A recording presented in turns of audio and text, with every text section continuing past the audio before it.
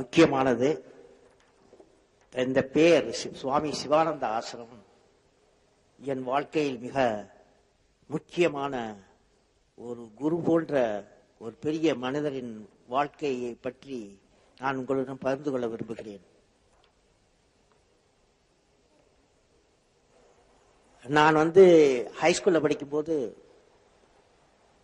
Primary ஸ்கூல்ல படிக்கும்போது, 5ஆம் கிளாஸ் படிக்கும்போது, 10ஆம் கிளாஸ் படிக்கும்போது எனக்கு ஒரு எண்ணம், நான் ஒரு பெரிய விமானியாக வேண்டும், ஏர்கிராப்டின் பைலட் ஆக வேண்டும் என்ற பெரிய எண்ணங்களுடன் வாழ்ந்தேன். அப்புறம் பிரைமரி ஸ்கூலு, எல்லாரும் கேக்குதா? பிரைமரி ஸ்கூல் படித்தேன். ராமேஸ்வரத்தில் பஞ்சாயத்து ஸ்கூல், அது 8ஆம் கிளாஸ் வரலையும். அங்கே எனக்கு ஒரு பெரிய டீச்சர் இருந்தார். அந்த டீச்சர் பேரு சிவசுப்பிரமணிய ஐயர்னு பேர். 5ஆம் கிளாஸ் டீச் பண்ணாங்க. அந்த சிவசுப்பிரமணிய ஐயர் ஒரு நாள் எனக்கு எப்படி பறவைகள் பறக்கும் என்பதை பற்றி கிளாஸ் எடுத்தார். ஒரு பிளாக் போர்ட்ல போய் கரும்பலகைகளை போய் ஒரு பறவைகளை போட்டு ஸ்கெட்சை போட்டு ஒரு ரெக்கையை போட்டு ஒரு டெய்ல போட்டு எப்படி பறக்கும் அப்படின்னு எங்களுக்கு தமிழ்ல சொல்லி கொடுத்தார். 40 பேருக்கு கிளாஸ்ல. அப்படி சொல்லி கொடுக்கும்போது சொல்லி முடிச்ச உடனே 40 நிமிஷம் எடுத்தார் டீச்சர். அப்புறம் கேட்டார், உங்களுக்கு எல்லாரும் புரிஞ்சு வச்சா எப்படி பறவை பறக்கும் அப்படின்னு கேட்டார். நான் முதல்ல எழுப்பி கிளாஸ்ல, சார் எனக்கு ஒண்ணுமே புரியல சார், நீங்க டீச் பண்ணது சொல்லுங்களா, நீங்கெல்லாம் டீச்சருக்கு புரியலன்னு சொல்றீங்களா, நீங்கெல்லாம் சொல்லுங்க, நிஜமா அடிக்க மாட்டாரா டீச்சரு? நான் சொன்னேன், சார் எனக்கு புரியல சார், நீங்க என்ன படிச்சது அப்படின்னு. அப்புறம் டீச்சர் ரொம்ப சாந்தமானவர், காந்தியவாதி. அப்போ எந்த வருஷம் தெரியுமா? 1941வது வருஷம், அந்த காலத்துல. அப்போ அவர் சொன்னாரு, இந்த கிளாஸ்ல எத்தனை பேருக்கு புரிஞ்சுச்சு அப்படின்னு கேட்டார். உடனே புரிந்தவங்க எல்லாம் கையே காமிங்க அப்படின்றார். 10 பேர் காமிச்சாங்க. என்ன 40 பேர் 30 பேருக்கு புரியல. அப்ப எங்க டீச்சர் ரொம்ப சாந்தமானவர், ஒரு மகாத்மா மாதிரி காந்தியவாதி. அவர் சொன்னாரு, நான் டீச் பண்றது சரியில்லை போல இருக்கு, பசங்களா நீங்க எல்லாம் இன்னைக்கு ஈவினிங் நான் கடைக்கரை விட்ட போறேன். ராமேஸ்வரம் ஒரு ஐலண்டு அப்படின்னா என்ன அர்த்தம்? தீவுண்டா என்ன அர்த்தம்? தீவுண்டா என்ன அர்த்தம்? எல்லா பகுதியிலும் கடல் இருக்கு, நீங்க கரெக்ட். அது எல்லா பகுதியிலும் கடல் இருக்கு. அப்போ எங்களை கொண்டு போனார், கடற்கரை கொண்டு போனார். கொண்டு போயினா அங்க ஈவினிங் 4-4:30 மணி, எங்க பார்த்தாலும் கடல் பறவைகள் 10, 20, 30 பறந்துகிட்டு இருக்கு. அப்ப எங்களை காமிச்சார், இங்க பாரு இந்த பறவைகள் பறக்கிறது, 10 பறவைகள் இறக்கைகளை அப்படி இசை ரெக்கைகள் அடிக்குது. ரெக்கைகளை மேலும் கீழும் போடும்போது லிப்ட் வருது, அந்த சக்தி, லிப்ட் சக்தி அந்த பறவை பறக்கிறதுக்கு. அது டைரக்ஷனை சேஞ்ச் பண்ணா டெய்ல சேஞ்ச் பண்ணும். அதை காமிச்சு அது உயிர் என்ன, அதுக்கு எது மோட்டர் எது என்ஜின், இட்ஸ் லைஃப் பவர், அதாவது அந்த லைஃப் இட் செல்ஃப் இது பவர் ஆகும், இது பறவைக்கு பவர் ஆகும் அப்படின்னு சொல்லி எங்களுக்கு எல்லாம் எக்ஸ்பிளைன் பண்ணி 10 minutes எக்ஸ்பிளைன் பண்ணாரு. அவர் காலையில சொல்லி கொடுத்தாரு தியரி, ஈவினிங்ல எக்ஸ்பெரிமெண்டா காமிச்சுட்டாரு. எனக்கு அந்த அதே ஒரு நாள்ல எப்படி பறவை பறக்கும், என்ன எந்த விதமாக பறக்கும், அந்த எந்த கருவிகள் அது யூஸ் பண்றது அப்படின்னு எனக்கு புரிஞ்சு வச்சு. ஆனா ஒரு முக்கிய காரியம், அன்றைக்கு தான் நான் நினைச்சேன், என் கல்வி நான் என்ன பண்ணாலும் இது பறக்கும், எது பறக்குமோ பறக்கும் விஞ்ஞானத்தை பத்தி, பறக்குகின்ற பிளைட் சயின்ஸ், பறக்கும் விஞ்ஞானத்தை பத்தி, இன்ஜினியரிங் பத்தி நான் படிக்க வேண்டும் அப்படின்னு ஒரு எண்ணம் எங்க சிவசுப்பிரமணிய ஐயர் அன்னைக்கு சொல்லி கொடுத்தது மூலம் எனக்கு ஒரு திட்டம் வந்துச்சு. 1941ஆம் ஆண்டு அப்படி வந்துச்சு. அப்புறம் ஹைஸ்கூல் படித்தேன், அப்புறம் காலேஜ் போனேன், சென்ட் ஜோசப் காலேஜ். அங்க பிசிக்ஸ் படித்தேன். அங்கிருந்து பிசிக்ஸ் படித்தேன். சென்ட் ஜோசப் காலேஜ்ல இருந்து MIT Madras institute of technology போய் ஏரோநாட்டிக்ஸ் படித்தேன். Aeronautics, aircraft, how to design aircraft, எப்படி செய்யறது, எப்படி பறக்க விடுறது அப்படின்ற உள்ள இன்ஜினியரிங்லாம் படித்தேன். அப்புறம் 1957 ஒரு இன்டர்வியூக்காக டேராடூன் பண்ணேன். அதாவது pilot officer, become a pilot officer. நான் இன்ஜினியர் இல்லையா, அதுக்கு நான் எலிஜிபிள். இப்போ பைலட் ஆஃபீஸர் ஒரு இன்டர்வியூ, இந்தியன் ஏர்ஃபோர்ஸ் இன்டர்வியூ. அதுக்காக இங்கேருந்து ராமேஸ்வரத்துலேருந்து கிராண்ட் ட்ரங்க் எக்ஸ்பிரஸை பிடிச்சி டெல்லிக்கு போய், மெட்ராஸ் போட் மெயிலில் போய் மெட்ராஸ் இருந்து கிராண்ட் ட்ரங்க் எக்ஸ்பிரஸ் பிடிச்சி, கிராண்ட் ட்ரங்க் எக்ஸ்பிரஸ்லேருந்து குயின் ஹிமாலயன் குயின் என்ற ட்ரெயினில் பிடிச்சி டேராடூன் என்ற ஊருக்கு போய் சேர்ந்தேன். ஒரு 4 நாளாச்சு போய் சேர்ந்தது டேராடூன். அப்போ அங்கே ஏர்ஃபோர்ஸ் அகாடமின்னு இருக்கு, ஏர்ஃபோர்ஸ் செலக்ஷன் போர்டு அங்கே தான் இருக்கு. 4 நாள் செலக்ஷன் போர்டு பண்ணாங்க. Day and night selection board, sports, debate, discussion, interview, ஓடுறது, ஆடுறது எல்லாம் பண்ணணும் 4 நாள். அப்புறம் அவங்க 8 பேர் வேணும், 8 பைலட் ஆஃபீஸர் வேணும். தே கால்டு 250 ஸ்டூடெண்ட்ஸ், 250 இன்ஜினியர்ஸ் கூப்பிட்டுருந்தாங்க. நான் ஒரு ஆள் அதில் இருந்து.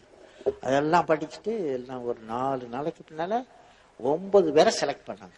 ஏன்னா 8 போஸ்ட்டுக்கு 9 பேரை செலக்ட் பண்ணாங்க. 9வது அதாவது நான் 8 பேருக்கு 8 போஸ்ட்டு 9 பேரை செலக்ட் பண்ணாங்க. நான் ஸ்டாண்ட் பை. யாராவது மெடிக்கல்ல டிஸ்குவாலிஃபைட் பண்ணா எனக்கு ஒரு சான்ஸ் வரும் அப்படின்னு.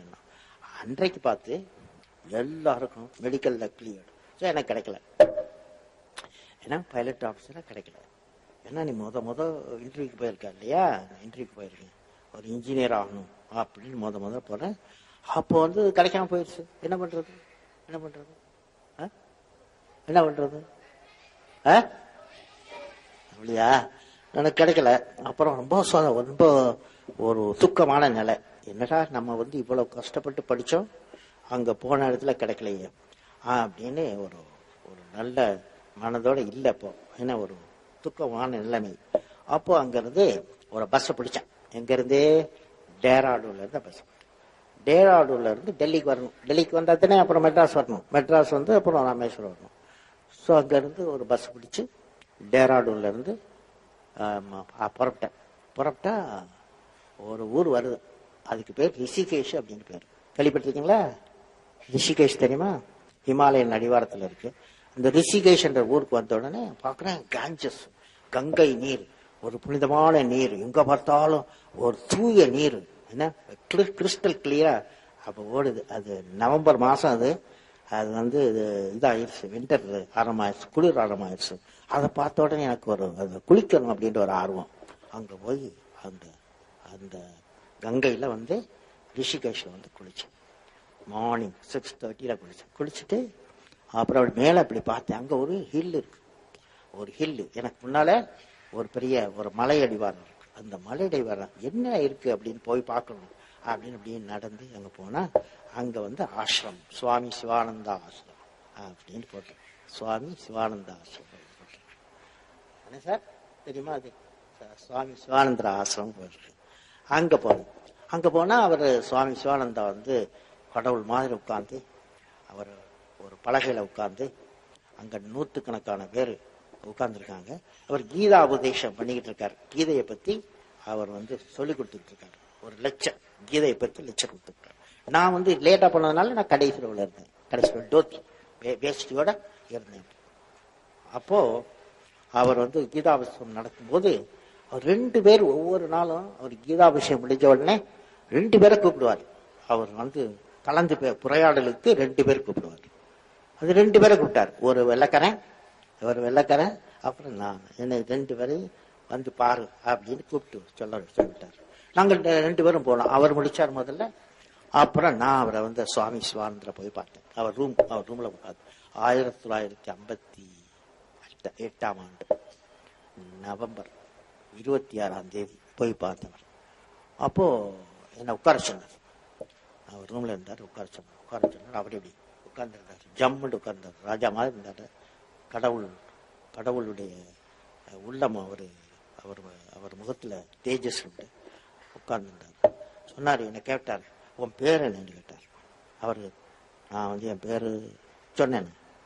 அப்போ அவர் சொன்னாரு, நீ ஏன் கவலைப்பட்டு கொண்டிருக்கிறாய்?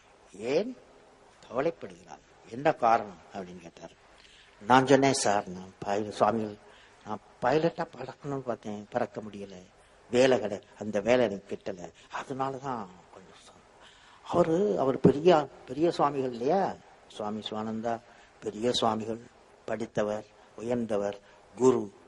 அவர் என்ன பண்ணாரு, கீதையை ஓபன் பண்ணார், பகவத்கீதையை ஓபன் பண்ணார். பகவத்கீதை தெரியுமா, பாத்துறீங்களா? பகவத்கீதையை ஓபன் பண்ணார். ஓபன் பண்ணி 11th சாப்டர் 11வது சாப்டரை ஓபன் பண்ணி, அவ்வளவு பெரிய சுவாமிகள் குரு அதை ஓபன் பண்ணி எனக்கு படிக்கிறார். அது விஸ்வரூபம், அதாவது லார்ட் கிருஷ்ணா விஸ்வரூபம் எடுக்கிறார். அது அர்ஜுனாவுக்கு எப்பவுமே ஒரு சந்தேகம், என்ன வாருக்கு போகணுமா, குருச்சேத்ராக்கு வாருக்கு போகணுமா, போக வேண்டாமா என்ற ஒரு சந்தேக நிலைமை. அப்போ நம்ம லார்ட் கிருஷ்ணா ஒரு விஸ்வரூபம் எடுக்கிறார். ஆயிரக்கணக்கான சூரியன்கள் உதயமாகிறது போல் அவ்வளவு பவர்ஃபுல்லா இருக்கும். அந்த ஒரு உருவத்தை காமிக்கிறார் லார்ட் கிருஷ்ணா, உருவத்தை காமிக்கிறார். அந்த உருவத்துல காமிச்சிட்டு அவர் லார்ட் கிருஷ்ணா சொல்றாரு, you defeat the defeatist tendency. அதாவது இடும்பைக்கு இடும்பை கொடுப்பார். திருவள்ளுவர் என்ன சொல்றாருன்னா, இடும்பைக்கு பெரிய மனிதர்கள், உறுதியானவர்கள், வாழ்க்கையில் வெற்றியடைபவர்கள் எல்லோரும் துன்பத்திற்கு துன்பம் கொடுப்பார். இவர் சொல்றாரு, அந்த லார்ட் கிருஷ்ணா சொல்றாரு, you defeat the defeatist tendency. அதாவது டிஃபீட்டிஸ்ட் டெண்டன்சினா இடும்பைக்கு இடும்பை கொடு, இடும்பை உன்னுடைய மாஸ்டரா இருக்கக்கூடாது அப்படிங்கிறது எனக்கு படிச்சு காமிக்கிறார். அவ்வளவு பெரிய மனிதர், அவ்வளவு பெரிய குரு சொல்றார், நீ துன்பத்தை கண்டு ஓடாதே, துன்பத்திற்கு துன்பம் கொடு அப்படின்னு சொன்னார். புரியுதா? அந்த எனக்கு அப்புறம் 12 புக் கொடுத்தார் படிக்க தமிழ்ல. அந்த நிகழ்ச்சி, அந்த பெரிய நிகழ்ச்சி, துன்பத்திற்கு துன்பம் கொடு என்ற கருத்துள்ள நிகழ்ச்சி வாழ்க்கையில் எனக்கு அஸ்திவாரமாக மாறியது. என் வாழ்க்கையின் அஸ்திவாரமாக மாறியது. இன்று வாட்டவர் நிலைமையில் நான் இருக்கிறது காரணம், அன்று நான் ரிஷிகேஷில் கிடைத்த எனக்கு ஒரு பெரிய அறிவுரை, அறவுரை, அப்புறம் சுவாமி சிவானந்தார் கிடைத்ததனால் அந்த கருத்தை உங்களுடைய பகிர்ந்து கொள்ள விரும்புகிறேன். வாழ்க்கையில் முன்னேறுங்கள். எப்பொழுதுமே இடுக்கண் வரும்போது பயப்படக்கூடாது, துன்பம் வரும்போது பயப்படக்கூடாது, துன்பத்திற்கு துன்பம் கொடுங்கள். அந்த நிகழ்ச்சியை நான் உங்களுக்கு சொல்வதன் மூலம் நீங்கள் வாழ்வில் வெற்றியடைய வேண்டும். நீங்கள் எல்லோரும் வாழ்வில் வெற்றியடைய வேண்டும். புரியுதா? ஓகே, இப்ப நான் சொல்றதை எல்லாரும் திருப்பி சொல்லுங்க. சொல்லுங்களா?